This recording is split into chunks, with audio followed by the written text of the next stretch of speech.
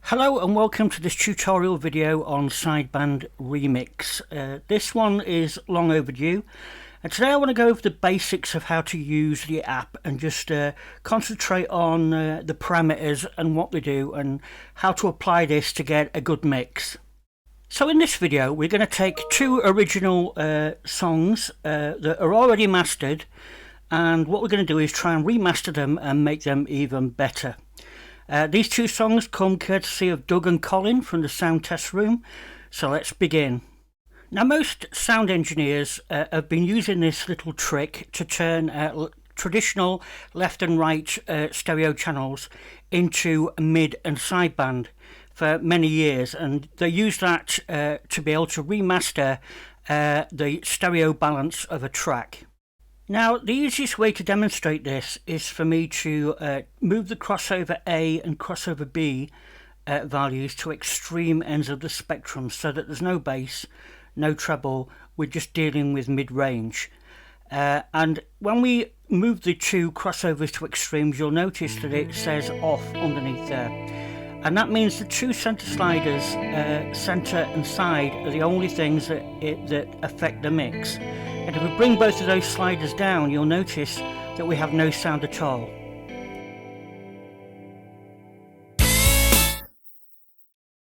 Now, as I fade in the centre slider, you'll get a mono signal appear, which is in both left and right speakers. And as I bring up the side, you'll hear the stereo coming in, because this side controls the left and right content that's not part of the centre channel.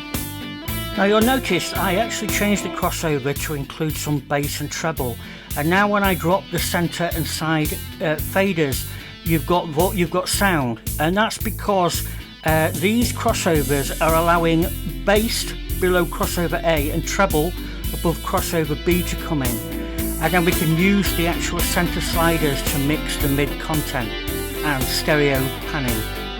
So in effect, the centre mid sliders are controlling everything above 189 Hz up to about 1.8 kHz. So that's what I've considered mid-range here. Now, by increasing the side over the centre, you'll notice that we've got a little bit more stereo spread. And if I turn on the harmonic exciter, it will boost those high frequencies a little. So let's take a quick listen to before and after.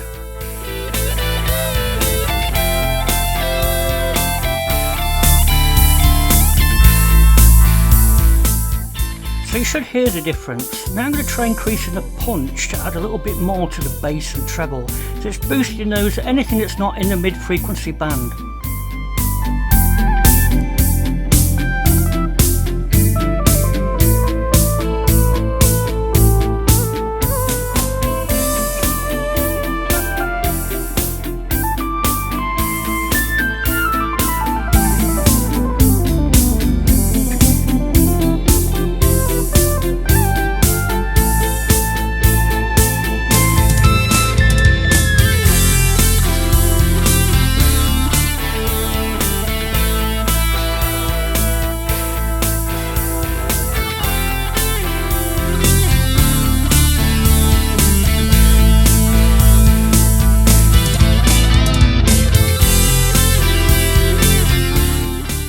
I hope you agree that sounds a lot more punchier than the original mix. I guess this is all down to personal taste. What is right for one person might not be right for another. But I do like a little bit of punch in my top end. Now, if we zoom in a little bit, I want to talk about the crossovers, the low and high frequencies, and how these low and high knobs work, especially in relationship to the mode switch in the central of that left pane. Now, the mode switch is currently set to bias. And in this mode, it works in a specific way. It kind of emulates the two faders we have for the middle of the mix. Only when you move the knob to the right, it is increasing the amount of content, low content, that is going to be shifted towards the center channel. And at the same time, it will be decreasing the amount of side, just as I've got these sliders set up now.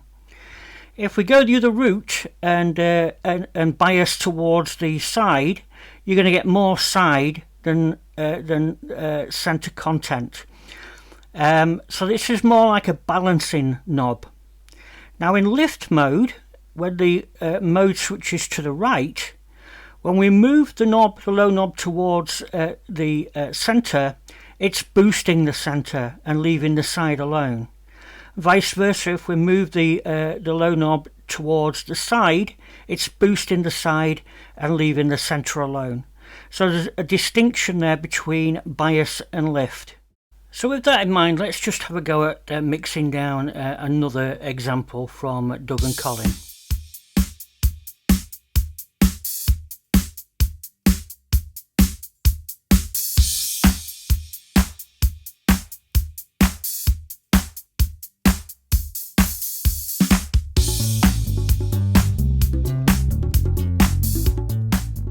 Now the first thing I'm going to do is try and bring out them kettle drums, which are left and right pans. So let's increase some side.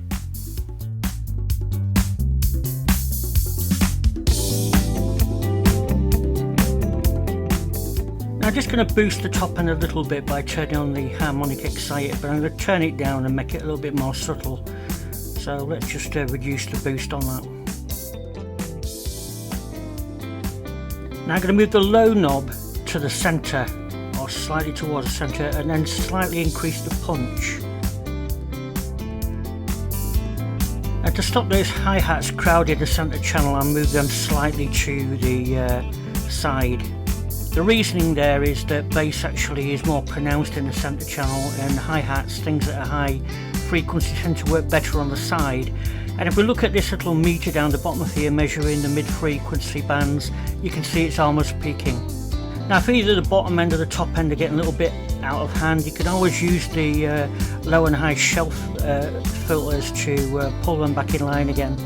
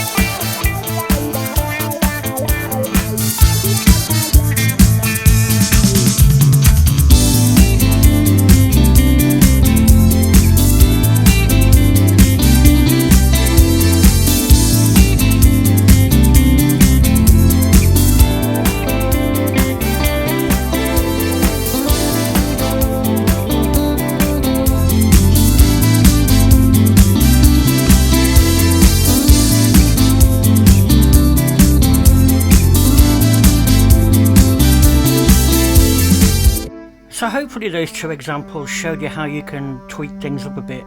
I mean, technically there's probably nothing wrong with the mastering there anyway. It's a personal preference thing, and it served as a great example of how to take a mix and then give it a different twist. Now in both of those examples we made a good use of the punch knob, and the punch knob has two different ways of working depending on the position of this middle switch. Now if it's on presence, it only affects the ambient frequencies, the treble top end frequencies above crossover B. And when punch mode is set to a loudness, it affects both bass and the presence, so you can affect both at the same time. Now another important thing is this monitor switch in the center console, and this controls whether the bottom meter is displaying a peak for center or side frequencies.